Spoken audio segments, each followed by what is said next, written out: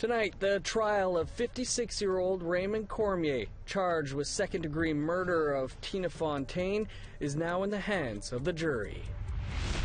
I'm not losing another daughter because of domestic violence. Never again. More perspectives on child welfare and the problem of violence in the home. Organizations are segregated and ministries are segregated and people are falling between the cracks. And the Quebec inquiry hears about dropped charges of an Inuk man, but only after he spent 19 months in jail. Good evening, I'm Dennis Ward. Raymond Cormier is the 56-year-old man accused of second-degree murder in the death of 15-year-old Tina Fontaine. Her body was found in the Red River in 2014, wrapped in a duvet that was weighed down with rocks. A jury is currently deliberating his fate. Today is the final day of the trial of Raymond Cormier, the man accused of killing Tina Fontaine. The jury spent 3 hours getting instructions from Chief Justice Joyle. In his final instructions, he gave them a very simple decision tree to decide whether the death was unlawful. If it wasn't, they are to find Cormier not guilty. If it was unlawful, then they'd have to decide whether Cormier caused the death or not. If he did cause the death, he will be guilty of second-degree murder. That is the only two decisions they have to make. APTN News will have the verdict when it becomes available. John Murray, APTN News, Winnipeg. To Rankin Inlet, Nunavut, where today is the second day of the inquiry into missing and murdered Indigenous women and girls. Over the past 2 days, a common theme is coming up, a lack of support for Inuit women. APTN's Tamara Pimentel is in Rankin Inlet and has this update. Many people who have come to testify at the only hearings being held in Nunavut are talking about how Inuit women and communities basically have to fend for themselves. There is no place to go. There is no shelter.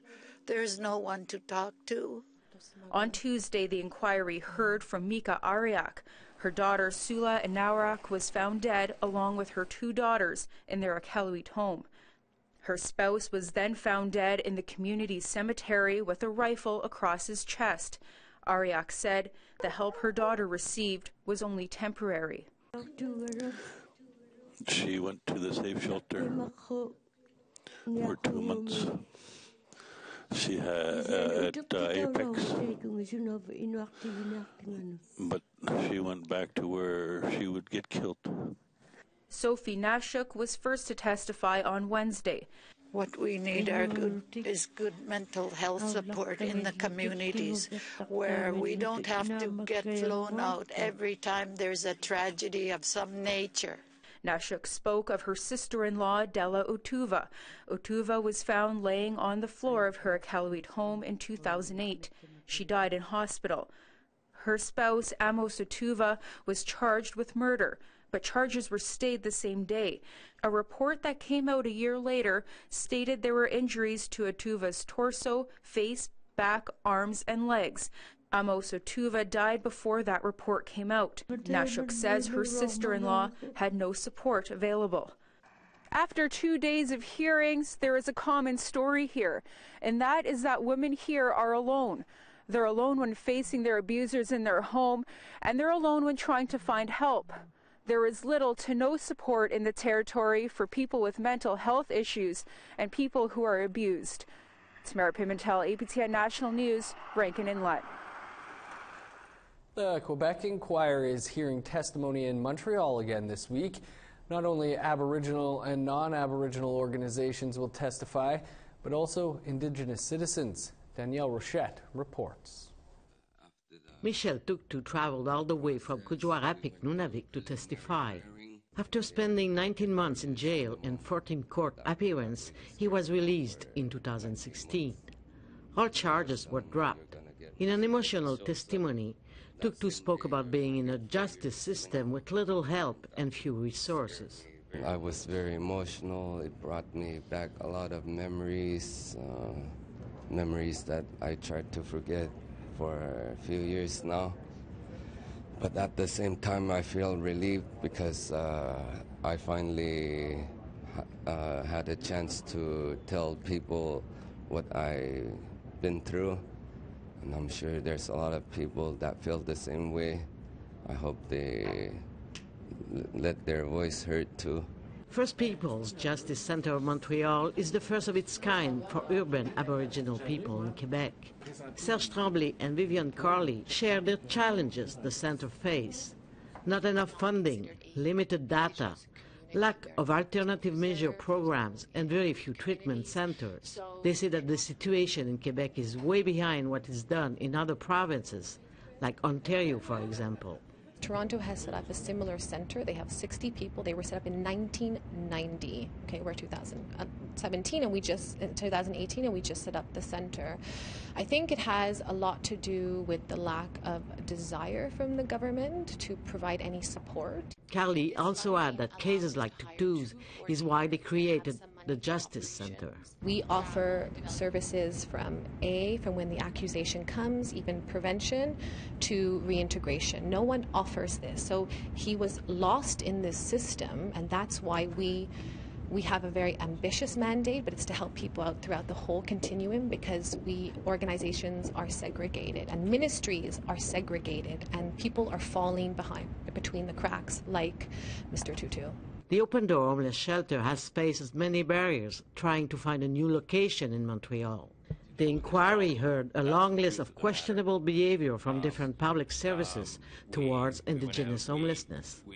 For the director, David Chapman, one question remains. Will there be an emphasis for frontline workers to learn some Indigenous sensitivity training and to take that seriously? The Quebec inquiry will continue to hear testimony all week. Daniel Rochette, APTN National News, Montreal. Time for a quick break, but stick around. We're going to continue our Perspective series on the child welfare system.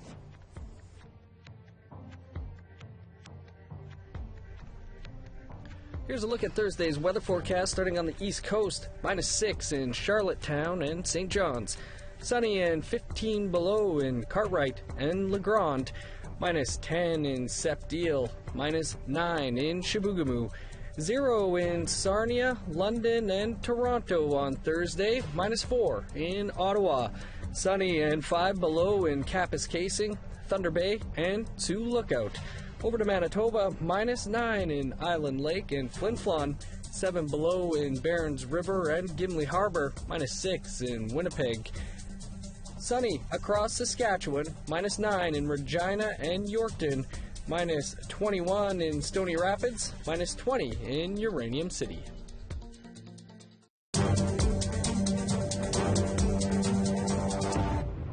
Welcome back. We continue now with our series on families and the child welfare system. Family violence was a factor in the story we brought you this week. It's no surprise. Statistics Canada reports Indigenous women are 3 times more likely to suffer violence than other women, and most of the time the kids are watching. In part 2 of Perspectives on Child Welfare, Brittany Hobson and Karen Pugliese take a deeper look at that issue, and a warning, some viewers may find parts of this content disturbing. It sprawls more than 7,000 acres. It's home to 4,500 people. The remote community of St. Teresa Point sits along the shores of Manitoba's island lakes. It seems peaceful, but some homes here know violence, and this community is not alone. Statistics tell us family violence plagues many Indigenous communities. Only here, women are beginning to talk about it. I'm not losing another daughter because of domestic violence. Of all this. I'm never again. In February 2010, Cassandra Wood's body was found in a garage in the community. She died by suicide. Helena believes witnessing 15 years of family violence overwhelmed Cassandra. There was lots of signs. There was lots of sayings, but nobody heard her. Nobody heard her. Not even her friends. Helena also failed to see the signs. She has to live with it. Looking back, she says she was in survival mode. The well-being of her children fell by the wayside. I went down. I went straight down. So emotionally and physically. Because physically my beat-ups had caught up to me. So mentally I went straight down. So what did I do? I drank many years. Yeah. So then became addicted. It's hard for Helena to talk about. It took her 8 years. The community practices both traditional spirituality and Christianity, but Roman Catholic ideology is heavily ingrained in daily life. Many believe divorce is not an option. And everybody telling me, native way, I would say, you have to go back to your husband. You have to. Fine, I'll try it again. Helena did exactly that, and her second daughter began cutting herself. Judy Klassen is Helena's cousin. Klassen says victims get to a point where violence seems normal. You don't feel like your life is in danger. You know, oh, this wasn't so bad. And it's a weird mental state that you're in where self-preservation, it just doesn't exist. Klassen knows this firsthand. She is also a survivor of domestic violence. One night she was hurt so bad she feared her partner would kill her. I had to leave my kids, and that was the hardest thing. I couldn't run with them. I couldn't carry myself barely. My arms were just, felt like my arms were broken, felt like my legs were broken, but you know, it really felt like I was going to be killed if I stayed there. Now an MLA, Klassen is outspoken. I was 6 months pregnant when my partner hit me so hard that I passed out on the ground, only to be found by a patrolling RCMP a little while later. I managed to survive that episode in my life, and I proudly stand here today and speak out and speak up for women that still can't speak for themselves. For Klassen's sister, Stephanie Wood, the moment to leave her abuser came when she realized she had nothing left to give. I'd like to say that I stood up and said no more of this, and I walked out all powerful. It wasn't like that at all. It was more, I was completely broken. Everything that I had, it was like I had already spent it all. It's been a hidden issue that people don't like to talk about. When people don't talk about a problem, it makes it hard to get the services that could help. Isla Harper is a nurse in St. Teresa Point. She treats victims but says there isn't much she can do. For example, there are no shelters. There's no resources like any home here. Like you can't even, like I feel scared when I send them home. Leaving the violence often means leaving the community. That is easier talked about than done. I can't medevac them out because they're, you know, risk for violence because they're stable, right? So what do? They try to escape, like go out of the community, and they can't even afford plane fare because it's so isolated. Like say if they have like 5 kids and themselves, that's about, I don't know, $2,000. But Helena and her kids got out. She called a shelter. And I left under the rug. I just decided just like that, called Oliver in the house and just told him what my situation was. So I need to get out, I need to get out. The shelter paid for transportation out of the community. Waiting at the other end was her cousin Klassen. It was so heart-wrenching to see my nieces and nephews and just these bewildered faces, right? Like, what's in store for us? You know, what's happening, kind of, and trying to offer that reassurance that Auntie's going to help as much as possible. And it was hard for them to trust, you know, coming from a home like that where they saw violence every day. Problems don't just go away when you leave. Helena learned that when she kept using booze to cope. She needed programs, but they seemed impossible to access. In order to foster parenting skills, and in order to foster being able to make decisions and be, you know, and create a safe home, and to teach children what authority is. You need to be trained. It's been 8 years since Helena left.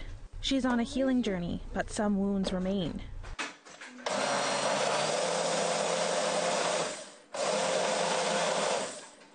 She was once choked so hard that to this day she can barely swallow. I can't swallow solids. I can't push it down. Even though I do, it feels like it's stuck there, but I can't push it down. I don't have that ability to push it down. I blend my food. I puree my food like a baby food. She wanted to tell this story because she wants change. Still today, there is no help out there. I haven't seen any changes. They only act like in a crisis system if one is already too late, or like a really wounded person. Then they go to hospital, to the nursing. They get rushed to the nursing station. They have to be shipped out. That kind of crisis situation. Helena would like to see a shelter, but most of all, she wants women to know there are resources outside the community, and there are people, including her, who will do their best to help women get out. You're not alone. That there is hope. Yeah. And getting it out of it, it's okay to get out of it. It's okay, just you have to get out for yourself and the children. Domestic violence doesn't come first. Break the silence. You don't have to be silent, you don't have to be scared. Brittany Hobson, APTN National News, Winnipeg. Helena's journey isn't over. Tomorrow we'll bring you the final part in this series, where we take a deeper look at Helena's struggles with the child welfare system.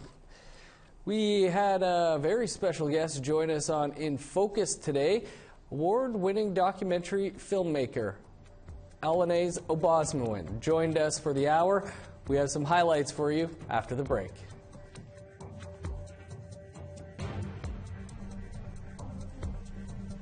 Here's the rest of Thursday's weather forecast, picking back up in sunny northern Alberta, 5 below in high level in Fort McMurray, -10 in Red Deer, -9 in Calgary, -11 in Medicine Hat and Lethbridge. The sun is out on the west coast, +2 in Vancouver and Camel River. Rain and 7 above in Sands Pit, +4 and rain in Prince Rupert. Another mild day in store for Yukon, -4 in Mayo, Rock River, and Dawson City. Not bad in parts of NWT, -4 in Fort Liard, -5 in Wrigley. Snow and -5 in Tuktoyaktuk, -2 in Fort McPherson. Those mild temperatures are nowhere to be found in Nunavut, -33 in Repulse Bay and Cambridge Bay, -30 in Igloolik, -39 on Thursday in Joe Haven.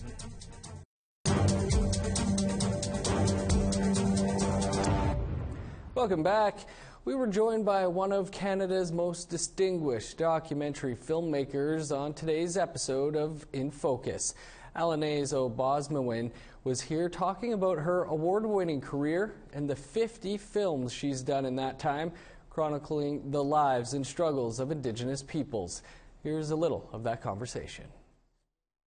It was very difficult at the beginning. When I had problems, I immediately thought, oh, it's because I'm a First Nation person.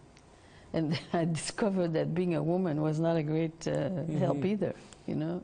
This is very interesting, the history of women and children and our people. And learning these things as you go along, as you're growing up, you're like at war all the time, you know, in a different place. And now, if ever there was a time where our people get help, and it's very possible to do films or in the art world, there's a place, it's very different. There's a lot of help that we never had before.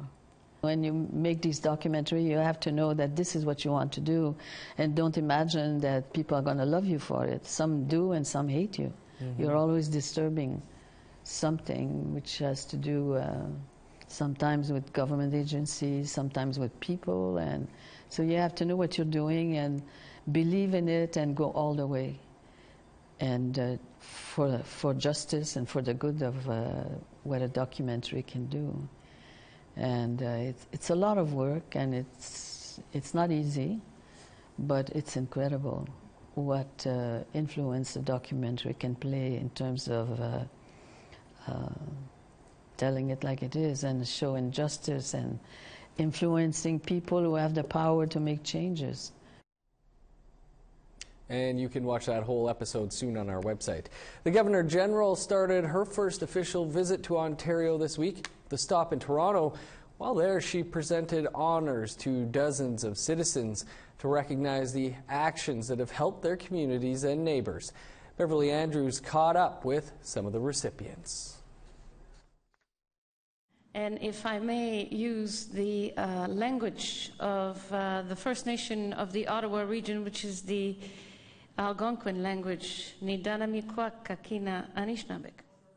Julia Payette, Canada's Governor General, presented 59 Canadians with honors. Sandra Laurent was awarded the Meritorious Service Cross, Civil Division, for her work as Artistic Director of Red Sky Performance. I think it feels great to be one of the recipients who is Indigenous, and I am sure in the future there'll be more Indigenous people that will be recognized for what we do, because so many of us do so much for this country, and so many people deserve to be recognized. Red Sky is an Indigenous dance, theater, and music company that produces and performs Indigenous-themed works in both Canada and abroad. Daniel Corvec, Andre Dudeman, and Pierre Thibault, the founders of the First Peoples Festival in Montreal, received the same honor.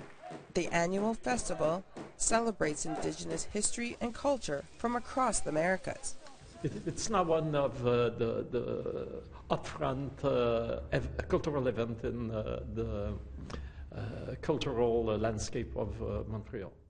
For almost 3 decades, the festival has brought Indigenous artists and performers to Quebec and serves as a gathering place to make new friends and learn about Indigenous culture.